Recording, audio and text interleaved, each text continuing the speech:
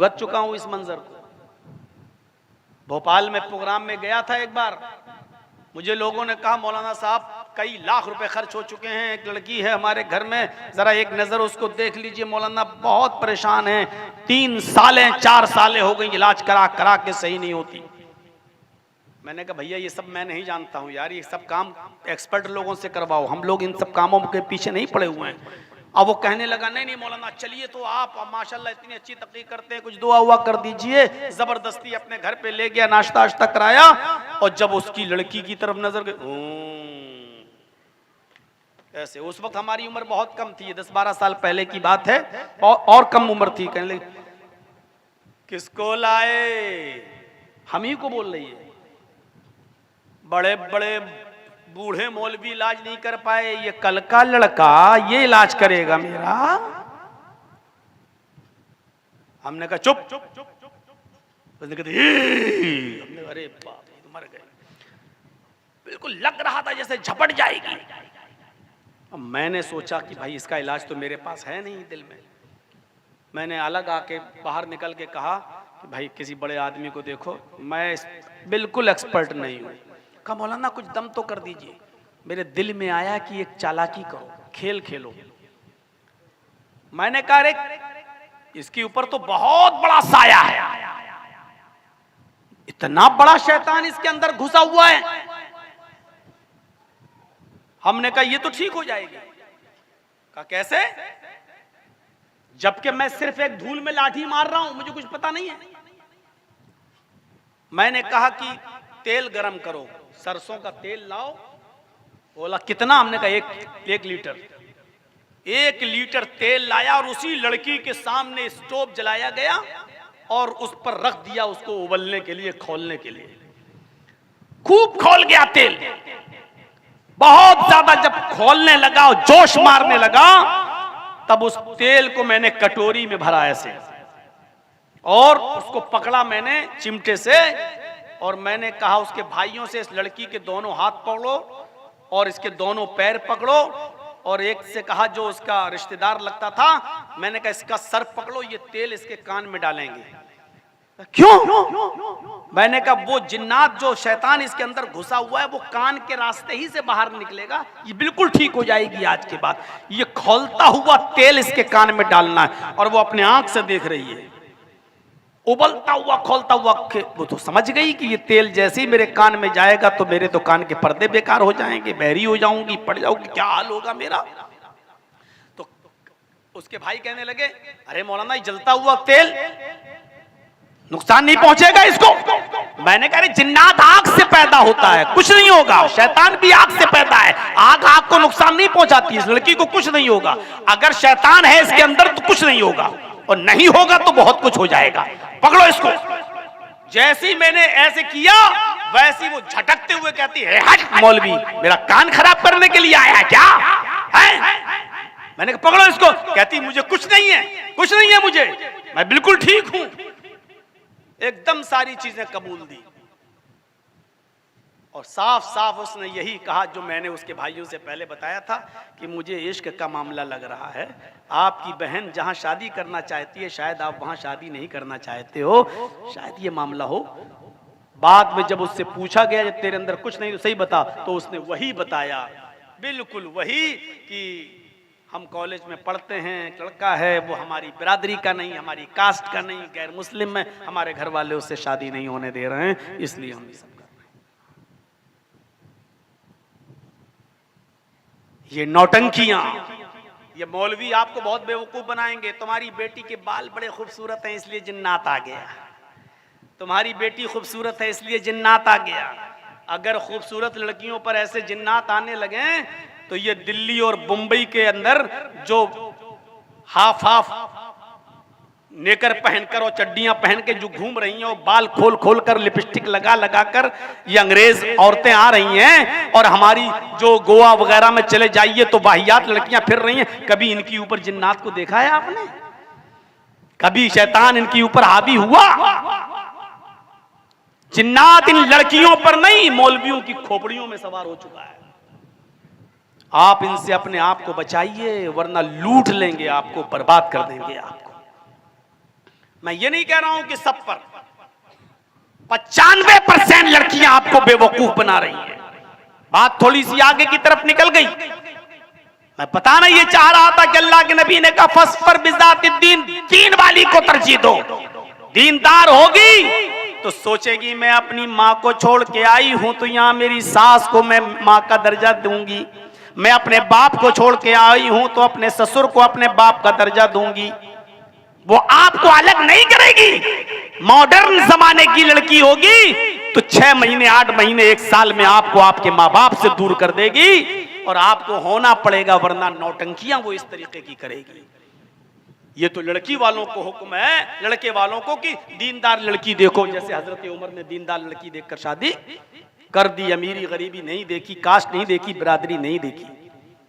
अब लड़के वालों को हुक्म है, अब लड़कों को क्या हुक्म है? लड़की वालों को हुक्म है। ये तो लड़के से कहा दीनदार लड़की देखो, अब लड़की वालों से कहा जा रहा है कि तुम क्या देखो।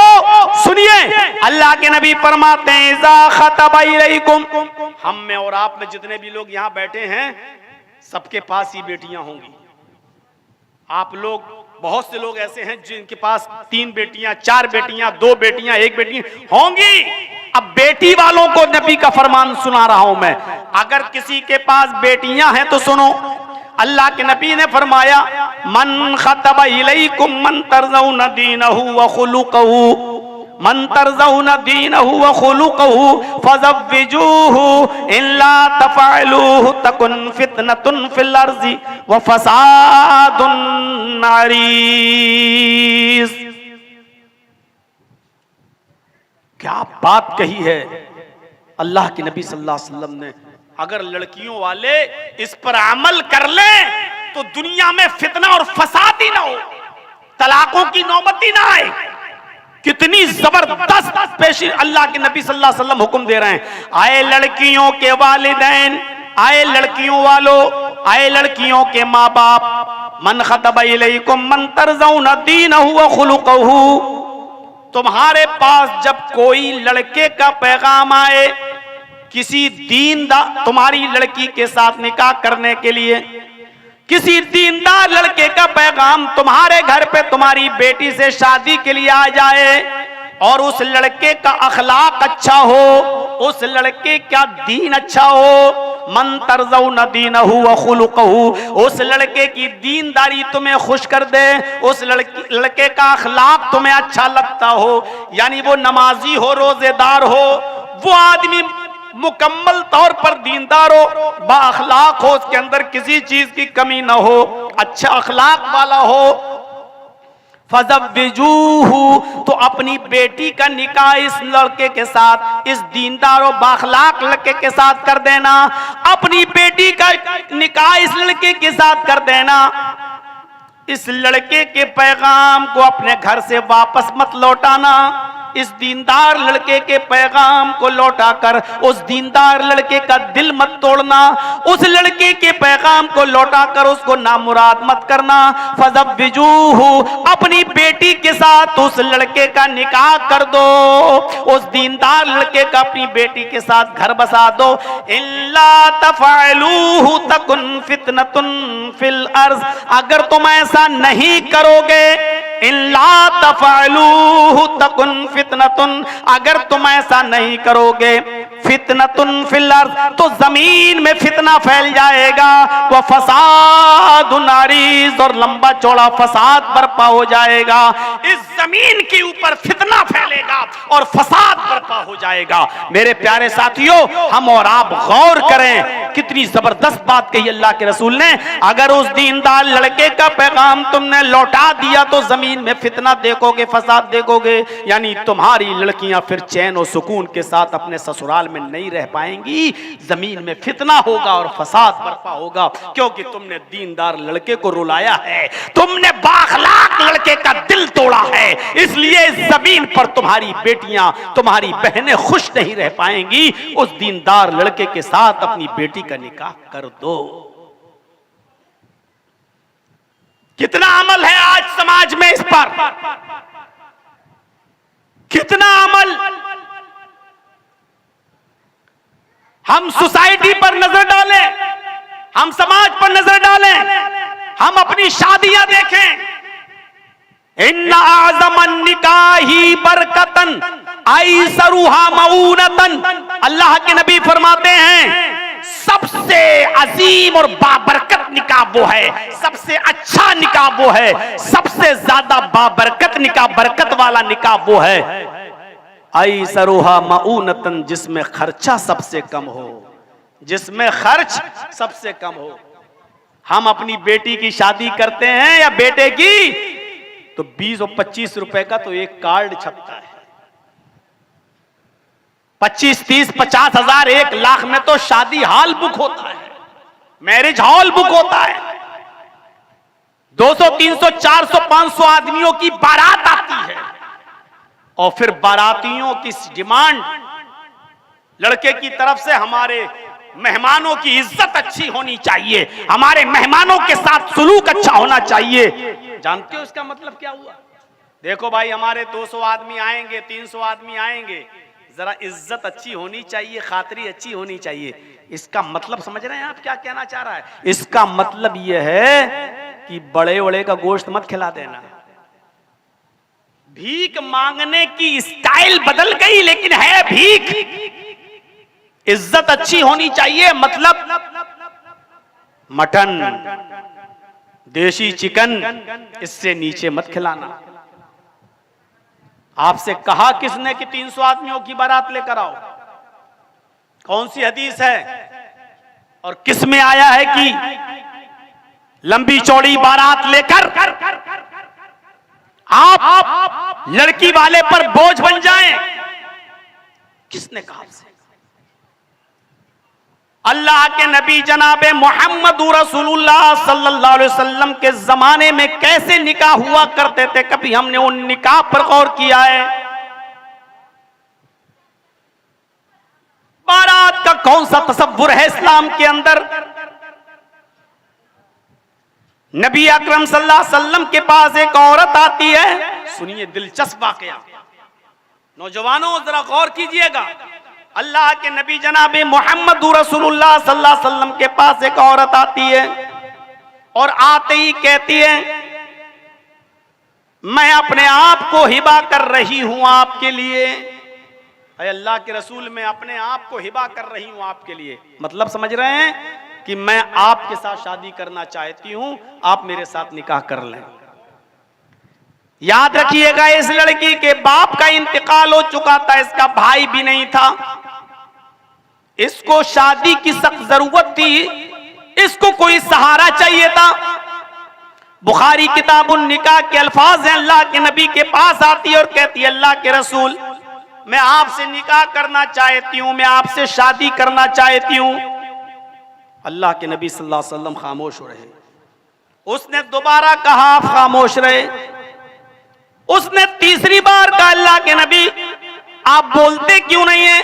अरे अल्लाह के रसूल, जवाब दीजिए, मैं आपसे निकाह करने की ख्वाहिशमंद हूं, मुझसे शादी कर लीजिए और मेरे साथ घर बसा लीजिए। आप तीसरी बार भी खामोश रहे।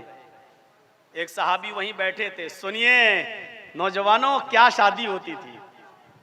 एक सहाबी वहीं बैठे हैं, वो कह रहे हैं, अल्लाह के रसूल ये आपसे बार बार कह रही है, आप जवाब दीजिए ना उसको। अगर आप शादी करना चाहें तो कर लीजिए, अच्छा है, बेहतर है। और अगर आप शादी नहीं करना चाहते हैं, अगर आपको जरूरत नहीं है अब और मजीद निकाह की, तो मेरे साथ शादी कर दीजिए। आज कोई कह के देख ले आदमी, कहीं कितना बड़ा बेहुदा है, देखो वो उससे कह रही शादी के लिए और बीच में ये टपक पड़ा। अल्लाह के रसूल, अगर आप करना चाहें तो बेहतर है, वो आपके साथ करने आई है, और अगर आप नहीं करना चाहते हैं तो मेरे साथ शादी कर दीजिए, मैं तैयार हूं, मैं निकाह करना चाहता हूं, मुझे भी जरूरत है एक बीवी की।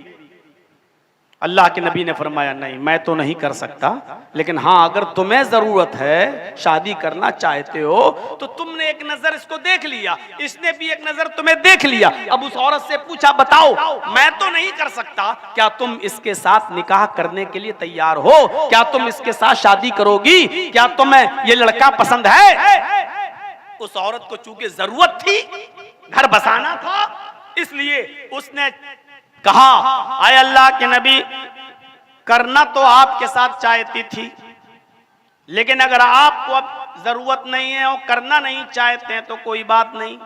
शादी तो जबरदस्ती नहीं ना होती है। अगर आप नहीं करना चाहते तो कोई बात नहीं, अगर आप नहीं कर रहे हैं तो फिर इसके साथ मेरा निकाह कर दीजिए, मैं तैयार हूं। अब जो चीज बताने वाली है वो बतला रहा हूं, और सुनो साथियों, अल्लाह के रसूल ने कहा औरत तो तैयार हो गई शादी के लिए, लेकिन आए नौजवान ये बता अपनी बीवी को देगा क्या, मेहर क्या देगा। यानी लड़की से नहीं पूछा जा रहा है कि तेरे पास कुछ है देने को, लड़के से पूछा जा रहा है क्या दोगे। हल इंतका दईनुन, तुम्हारे पास मेहर देने को कुछ है, क्या दोगे तुम अपनी होने वाली बीवी को। तो उसका भी जवाब सुनो। उसने छूटते ही कहा अल्लाह के रसूल, वो तो देने के लिए कुछ भी नहीं है मेरे पास, कुछ नहीं और शादी करना चाह रहा है। हमारे समाज में ये तसव्वुर होगा, हमारे समाज में ये तसव्वुर होगा किसी के पास कुछ ना हो और शादी। कहा अल्लाह के रसूल मा इंदी शैउन, मेरे पास कुछ नहीं है देने को। अल्लाह के रसूल ने उसको घर भेजा, पहले अपने घर जाओ। कहा क्यों? कहा इल्तमिस, कोई चीज ढूंढो, इल्तमिस शैअन, कोई चीज मिल जाए देने के लिए, अगर घर में हो तो लाओ, उसको दे दो और उसको देकर वही मेहर बना दूं और तुम्हारा निकाह हो जाए। यहां पर वो सहाबी घर गए और घर से आने के बाद कहा आय अल्लाह के नबी, मैंने घर में बहुत कुछ देखा, मां वजद तो शैअन, हमने अपने घर में कोई चीज नहीं पाई, यानी हमें घर में कोई चीज नहीं मिली। आय अल्लाह के नबी सल्लल्लाहु अलैहि वसल्लम, मेरे घर में कोई चीज नहीं है जो मैं इसको दे सकूं। लीजिए, कोई चीज नहीं। आपने उसको दोबारा घर भेजा और दोबारा घर भेजने के बाद उससे कहा इल्तमिस खातमम मिनल हदीद, लोहे की अंगूठी ही मिल जाए तो वही ले आओ। लोहे की अंगूठी, सोने की नहीं, चांदी की नहीं, लोहे की अंगूठी अगर मिल जाए तो वही ले आओ, उसी को मेहर में दे दो, कुछ तो दो बीवी को। वो सहाबी दोबारा घर गए, हदीस के अल्फाज आए और कहा मां वजद तो खातम मिनल हदीद, अय अल्लाह के रसूल लोहे की अंगूठी भी नहीं मिली। सोच रहे हैं घर में कुछ नहीं है देने को और शादी करना चाह रहे हैं। हम और आप ऐसा कर सकते हैं? कितना आसान कर दिया अल्लाह के रसूल ने निकाह। कहा कि लोहे की अंगूठी भी नहीं है। आपने कहा बड़े अफसोस की बात है, कुछ नहीं है तो कैसे निकाह होगा, बीवी को तो मेहर देना पड़ेगा ना कुछ ना कुछ। कहने लगा एक चीज है, अगर उससे काम चल जाए तो चला लीजिए। आपने कहा बताओ क्या है तुम्हारे पास। अब सुनोगे तो हंसी आएगी। कहता है अल्लाह के रसूल इंदी इजारुन, एक लुंगी है मेरे पास। लुंगी, तहमत। आपने कहा नई? कहा नहीं, नई कहां है, सोता हूं तो उसी को पहनकर सोता हूं। जब घर में मैं आराम करता हूं तो वो लुंगी पहनकर ही सोता हूं, वही एक लुंगी है। अगर आप उस लुंगी से काम चला सकते हैं तो बताइए। वो भी पूरी नहीं दूंगा, आधी दे दूंगा इसको। आपने कहा वो लुंगी भी पुरानी है तेरे पास और वो भी पूरी देने के लिए तैयार नहीं है, आधी फाड़ देगा तो आधी तेरे किसी काम की नहीं रहेगी और आधी उसके किसी काम की नहीं रहेगी। देना है तो पूरी लुंगी दे। बोला अल्लाह के रसूल पूरी तो नहीं दे सकता, आधी में काम चल जाए तो ठीक है, आधी मेरे पास रहेगी। मैं जंगल और देहात में जाने वाला आदमी हूँ, कहीं धूप में सस्ताने के लिए बैठना होगा तो आधी फटी हुई लुंगी को बिछाकर कम से कम बैठ तो जाऊंगा, कहीं लेटना हुआ तो उसके ऊपर कहीं लेट तो जाऊंगा।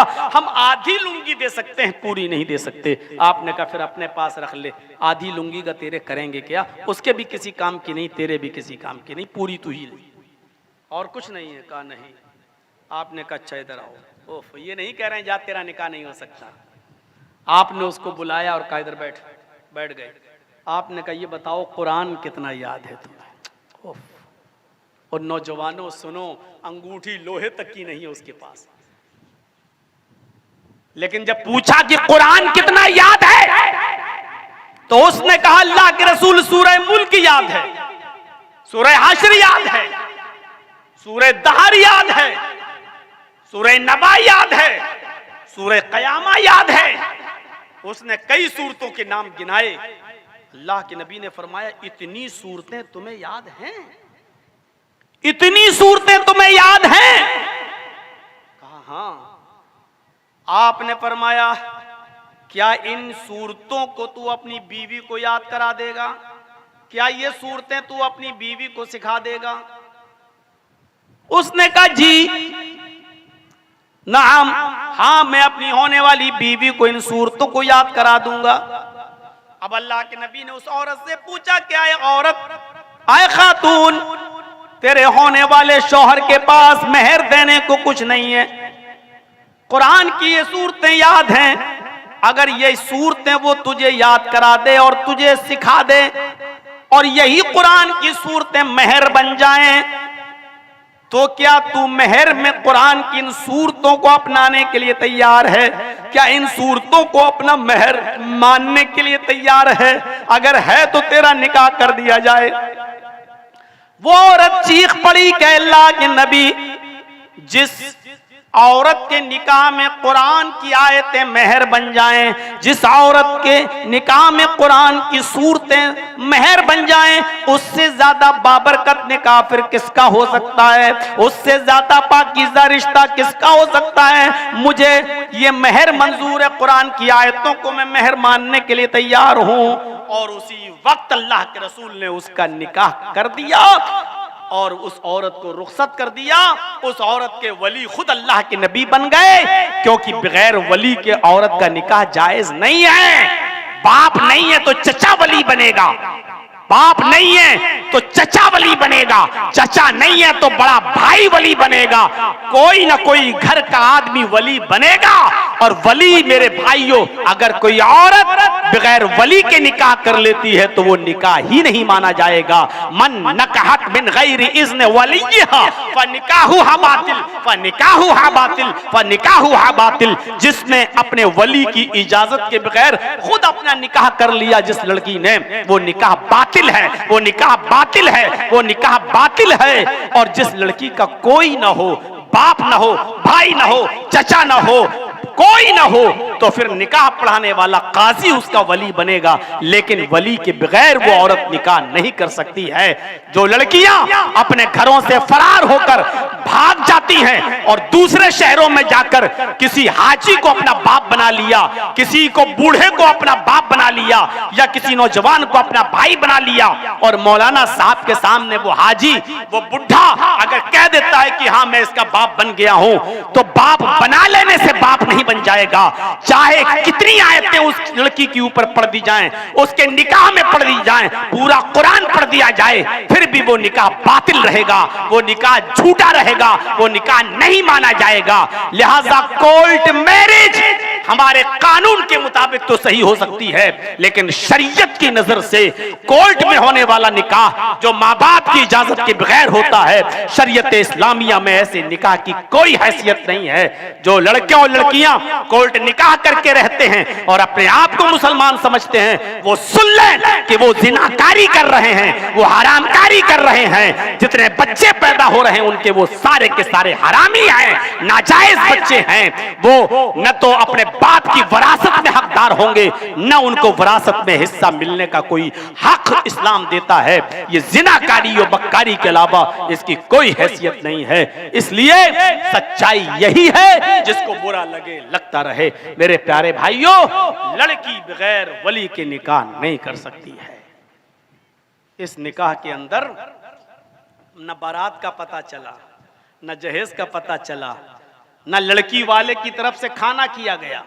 अब तो लड़की वाले खाना और हो रहा है, बफर सिस्टम और हो रहा है। बफे सिस्टम समझते हैं ना, बड़े बड़े शहरों में चले जाओ तो खड़े होकर खाने का सिस्टम है, इंतजाम। आप हमारे लखनऊ में आ जाइए, हमारे इटावा चले जाइए, कानपुर चले जाइए, बाराती आ रहे हैं, अच्छा सा खाना बनाया हुआ है, कुर्सियां उर्सियां नहीं है, हर आइटम बना हुआ रखा है, अपने हाथ से निकालो खाओ खड़े होकर। इसका नाम अदबन रखा गया है बफे सिस्टम, जिसका नाम होना चाहिए था कुत्ता सिस्टम, सुअर सिस्टम, गधा सिस्टम, उसका नाम रखा गया बफे सिस्टम। ये है आज हमारी तहजीब। मेरे भाइयों, मैंने शुरू में जो बात कही थी फिर दोहरा रहा हूं कि शादियों की डिमांड में जहेज की डिमांड हमारी घर की बरकतों को चाट जाती है, हमारे घर की बरकतों को चाट जाती है। आपको मालूम होना चाहिए, कलकत्ता की एक लड़की ब्याही गई थी आज से 22, 23, 25 साल पहले, और उसका रिश्ता लगा था, लेकिन जहेज की डिमांड की वजह से टूट गया। सलीम साहब की बेटी थी वो, कलकत्ता के रहने वाले। फिर हैदराबाद से एक निकाह का पैगाम आता है और लड़के ने यह तय कर लिया कि मैं सुन्नत के मुताबिक शादी करूंगा। लड़की वाले बहुत खुश हुए कि मेरी बेटी की उस सुन्नत के मुताबिक शादी होगी। जहेज देने के लिए कुछ नहीं था, शादी हो गई। लड़के ने कहा कि जब सुन्नत के मुताबिक ही निकाह करना है तो क्यों 4-5 महीने का टाइम मांग रहे हैं आप? मैं परसों आ रहा हूं और आप मेरे साथ निकाह कर दीजिए, मैं अपनी बीवी को लेकर अपने घर आ जाऊंगा। मुझे थोड़ी कोई बारात लाना है और आपको भी तो जहेज नहीं देना है। जब सुन्नत के मुताबिक ही करना है तो आप भी मत खिलाइए किसी को खाना वाना लड़की, क्या आप भी ऐसी शादी कर दीजिए। बहरहाल कहा कि आ जाइए, और फौरन आनन फानन निकाह हो जाता है। लड़का अपने साथ एक बूढ़ा आदमी और एक बूढ़ी औरत भी ले आया, जिसने ये जाहिर किया कि ये मेरे बाप हैं, ये मेरी मां है। और वो लड़का उस लड़की को लेकर चला गया। उस लड़की का नाम जमीला था। लेके चला गया। ट्रेन पर बैठकर ये लोग जाते हैं। रास्ते में किसी स्टेशन पर वो बूढ़ा और बूढ़ी उतर जाते हैं, जो उसके फर्जी मां बाप थे। लड़की हैदराबाद पहुंच जाती है।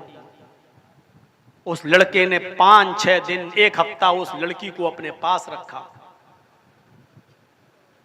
लड़की खुश थी,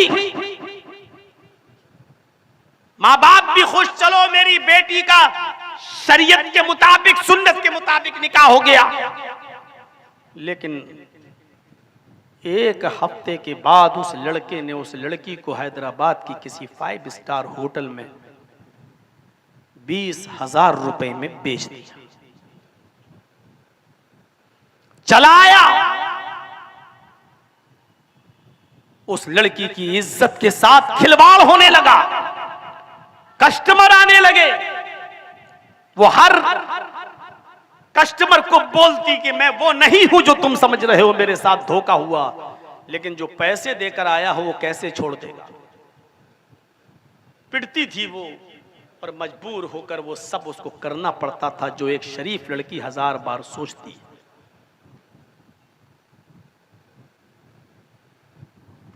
एक मौका आया कि एक लड़का कस्टमर था, उसके पास गया, लेकिन लड़की के आंखों में आंसू देखकर उसको तरस आ गया। उसने पूरी वजह उससे पूछी तो उसने पूरी दास्तान सुनाई। उसने कहा, डरो नहीं, तुम मेरी बहन हो, मैं तुम्हें हाथ भी नहीं लगाऊंगा। अब तुम बताओ मेरे लायक काम क्या है तुम्हारा? उसने कहा, मैं एक लेटर लिख रही हूं, इस लेटर को मेरे घर तक पहुंचा सकते हो तो पहुंचा दो। उसने कहा, यह जिम्मेदारी मेरी। उसने रात के अंधेरे में लेटर लिखा। आंसुओं को टपका टपका कर लेटर लिखती है और वो लेटर बंद करती है, चिपकाती है और उस लड़के को देती है और कहती है कि तुमको खुदा का वास्ता देती हूं, इस लेटर को पढ़ना नहीं, मेरे घर तक पहुंचा देना। उसने कहा, तुमने मुझे अल्लाह की कसम दी है, मैं पढ़ूंगा नहीं, अपने किराए से मैं जाऊंगा। लड़की के दिए हुए एड्रेस पर वो पहुंचता है लड़का, उस लड़की का लेटर लेकर। उस जमाने में ये मोबाइल नहीं चलते थे, ये इस तरीके के फोन नहीं थे, जो ऐसा टेलीग्राम का जमाना नहीं था। बाई पोस्ट ही कोई चीजें आती और जाती थी, जो एक हफ्ते में आती थी, एक हफ्ते में जाती थी। ये लड़का ट्रेन पे बैठा और चला आया, सलीम साहब का घर पूछते हुए पहुंचा, और जब पहुंचा तो दरवाजा खटखटाया। सलीम साहब ने दरवाजा खोला, कहा मैं हैदराबाद से आया हूं, आपकी बेटी ने लेटर दिया। बाप ने, सलीम ने खुशी खुशी वो लेटर लिया, उस लड़के को अंदर बुलाया, पानी पिलाया, अपनी बेटी की सहेलियों को बुलाया कि आज तुम्हारी सहेली का लेटर आया है। सलीम साहब सोच रहे थे कि मेरी बेटी मेरे दामाद की तारीफों के पुल बांध रही होगी, फरिश्ता सिफत इंसान उसको मिला है, सुन्नत के मुताबिक मेरी बेटी को ब्याह कर ले गया है। जब सलीम साहब ने उस लेटर को खोला तो पढ़ते हैं, प्यारे अब्बू जान अस्सलाम वालेकुम, उम्मीद कि आप खैरियत से होंगे।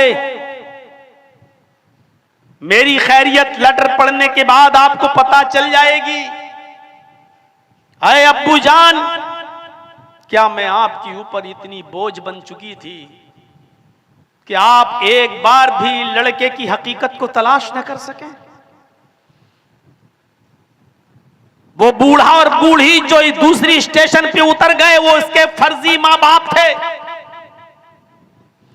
जिस दामाद को आप फरिश्ता सिफत समझ रहे हैं, मैं आपको कैसे यकीन दिलाऊं कि वो परले दर्जे का शैतान था।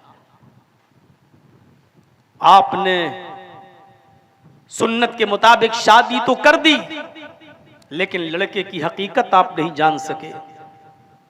उसने मुझे यहां 20,000 रुपए में लाकर बेच दिया।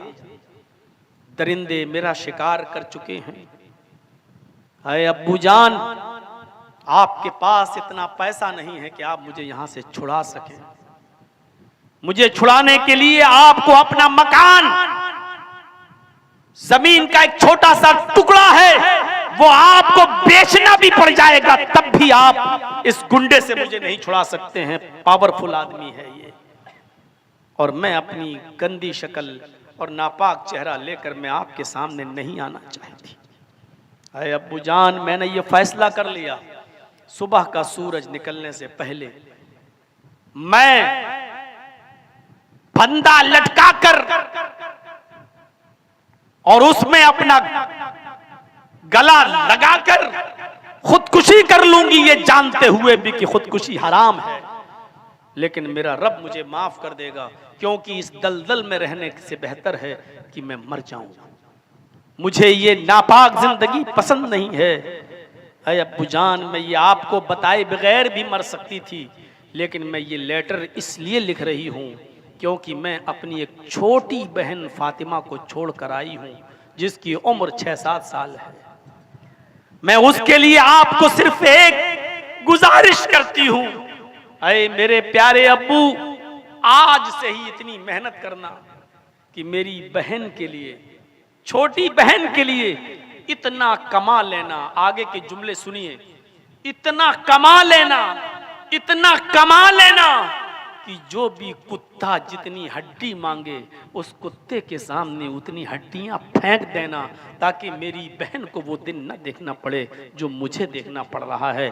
आखिर में आपकी बेटी, बदनसीब आपकी बेटी जमीला, ये कहकर वो हमेशा के लिए खुदकुशी करके मर जाती है और वहीं हैदराबाद के किसी कब्रिस्तान में दफन कर दी जाती है। सिर्फ जहेज न होने की वजह से इसका निकाह टूट जाता है, और दूसरा सुन्नत के मुताबिक करके लिख लिया तो वो धोखेबाज निकलता है।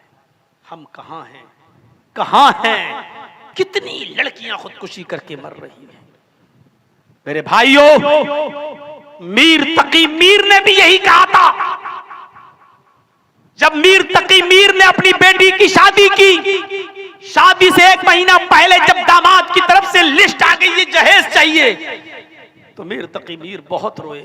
लेकिन लड़का अच्छा था, इसलिए अपनी दुकान और मकान सब कुछ बेचकर अपनी बेटी के लिए जहेज का इंतजाम कर दिया। बेटी को नहीं बताया। जिस दिन बारात आई, डोली सजी, जब रोने लगे सब तो बेटी को रोते हुए रुखसत किया। और जब बेटी डोली में बैठ गई तो वो अपनी सहेली से चिपट कर रोने लगी, मीर तकी मीर की बेटी। तो मीर तकी मीर की बेटी की सहेली कहने लगी, क्यों रो रही हो? कहा कि घर से रुखसत हो रही हूं, मेरा बाप और माँ अकेली हैं इसलिए रो रही हूं। कहा कि मेरी सहेली, तू तो आबाद हो गई, तेरा घर तो आबाद हो गया, लेकिन तेरा बाप बर्बाद हो गया। उसने अपनी सहेली से पूछा कि मुझे सच बताओ कि बात क्या है। उसने कहा कि ऐसा ऐसा मामला है, तेरे होने वाले तेरे शौहर ने 1 महीना पहले जहेज की लिस्ट भेज दी और तेरे बाप ने उस जहेज के सामान को इकट्ठा करने के लिए इस घर को जिसको तू छोड़ के जा रही है इसको बेच चुका है। 2 महीने की मोहलत मांगी है घर खाली करने के लिए। वो दुकान बेच चुका है जिस दुकान में तेरा बाप बैठता है। 2 महीने की मोहलत दुकान की भी मांगी। तू तो आबाद हो गई लेकिन तेरा बाप बर्बाद हो गया। किसी तरीके से लड़की घर पहुंची ससुराल, लेकिन उसने अपने शौहर को हाथ नहीं लगाने दिया। कहा तुम्हें मेरे माँ बाप के माल से प्यार था, वो मिल चुका है, जाओ उसके साथ सो जाओ, खबरदार जो मेरे करीब आए। लड़के ने कहा कि आज की रात तो बड़े अरमानों की रात होती है, तुम बहस कर रही हो। उसने कहा कि आज मुझे अकेले छोड़ दो, मैं सोच नहीं पा रही हूं कि मेरा बाप किस हाल में रहेगा, मेरे बाप पर क्या गुजरेगी। मुझे नहीं मालूम था कि तुमने जहेज की डिमांड की, वरना कब की ठुकरा दी होती इस रिश्ते को। उसने कहा बहस कल कर लेना, लेकिन आज तो तुम मुलाकात करो। कहा कि दूर हट जाओ। उसने कुछ जबरदस्ती करना चाहा। लड़की चीखती है, डबल बेड से गिरती है नीचे, और जैसे ही गिरती है उस लड़की को अटैक पड़ता है और मीर तकी मीर की बेटी उसी रात मर जाती है। उसका इंतकाल हो जाता है। जंगल में आग की तरह खबर फैल जाती है। सुबह फजर की नमाज पढ़ने के लिए मीर तकी मीर जब मस्जिद में गए तो उनको भी पता चला कि मेरी बेटी जिसकी अभी डोली सजी है ईशा के बाद, वो अपने ससुराल में मर गई। मीर तकी मीर नमाज के बाद अपने घर आए और अपनी बीवी को लेकर ससुराल की तरफ, बेटी की ससुराल की तरफ, अपने समझाने की तरफ बढ़ते हैं। सूरज निकल चुका है, लड़की को गुस्ल दिया जा रहा है। मीर तकी मीर कहते मुझे बेटी का चेहरा दिखाओ। जवाब दिया जाता है कि अभी रुक जाओ, आपकी बेटी को गुस्ल दिया जा रहा है। गुस्ल से फारिग हो गया, नाक में कॉटन, कानों में कॉटन लगा दिया गया, सफेद कफन से लड़की को ढांक दिया गया। मीर तकी मीर से कहा गया आओ अब तुम अपनी बेटी का एक बार दीदार कर लो। मीर तकी मीर अपनी बेटी के चेहरे को देखते हैं, आंखों में आंसू आ जाते हैं और चीख कर कहते बेटी जिंदगी का आखिरी शेर मैं अब पढ़ रहा हूं। बहुत बड़े शायर थे मीर तकी मीर, लेकिन जिंदगी का आखिरी शेर कहते हैं कि अब पढ़ता हूं और आज के बाद मेरी शायरी खत्म। उन्होंने अपनी बेटी के कफन को उठाकर ऐसे पकड़ के कहा बेटी अब आया है ख्याल लारा में जाए इस नाम मुरादी में, अब आया है ख्याल लारा में छा इस नाम मुरादी में, कफन देना तुझे भूले थे हम असबाबे शादी में।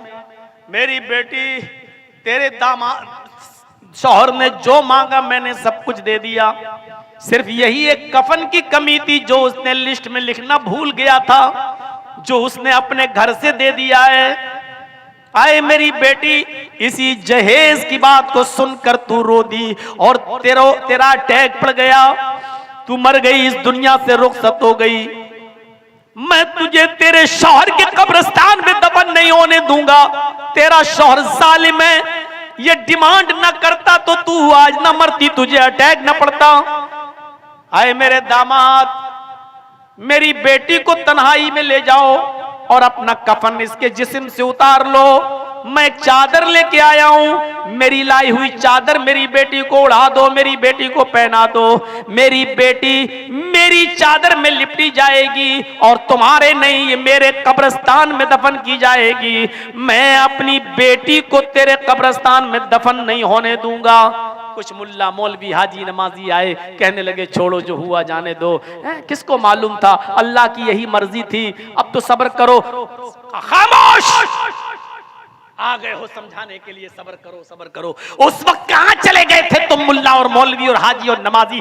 मर गए थे जब इसने एक जहेज की लिस्ट दी थी। उस वक्त नहीं कहा जा रहा था कि जहेज मत मांगो, एक गरीब आदमी इतना लंबा चौड़ा जहेज कहां से देगा? उस वक्त तुम्हारी जान चली गई थी। आज आ गए हो मुझे समझाने के लिए। मेरी बेटी इसके कब्रिस्तान में दफन नहीं होगी। और मीर तकी मीर अपनी बेटी को लेकर गए और अपने कब्रिस्तान में अपनी बेटी को दफनाया। मेरे भाइयों, जहेज की वजह से कितने लड़कियों की जानें जा रही हैं। मुझे उम्मीद है कि इंशाअल्लाह जहेज जैसी खुराफात को हम अपने मुआशरे से खत्म करेंगे और शादियों में आसानी पैदा फरमाएंगे। मुझे निकलना है, इसलिए मैं अपनी बात को खत्म करते हुए आपसे 5 मिनट के लिए यहाँ बैठकर गुजारिश करता हूँ कि इदारा है और आप ही लोगों के रहमो करम से इदारा चल रहा है।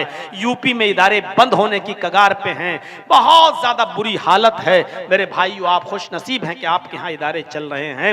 इसलिए मेरी गुजारिश है कि मुझसे आप इतनी मोहब्बत करते हैं कि आप 26 साल का एक लंबा अरसा हो गया है, बराबर मुझे बिहार, बंगाल, झारखंड की सरजमीन पर अब तक बुलाया जा रहा है। मैं आपसे गुजारिश करता हूं कि 5 मिनट में मेरे हाथ पे भी आप देकर अपनी मोहब्बत का सबूत दें और इस इदारे के लिए ज्यादा से ज्यादा ताउन फरमा दें। मैं 5 मिनट के लिए बैठा हूं, देखता हूं आज कितनी आपको मुझसे मोहब्बत है। मेरे हाथ में आप मदरसे का ताउन करें, अल्लाह ताला आपको इसका पूरा पूरा अजर अजीम अता फरमाएगा इंशाअल्लाह।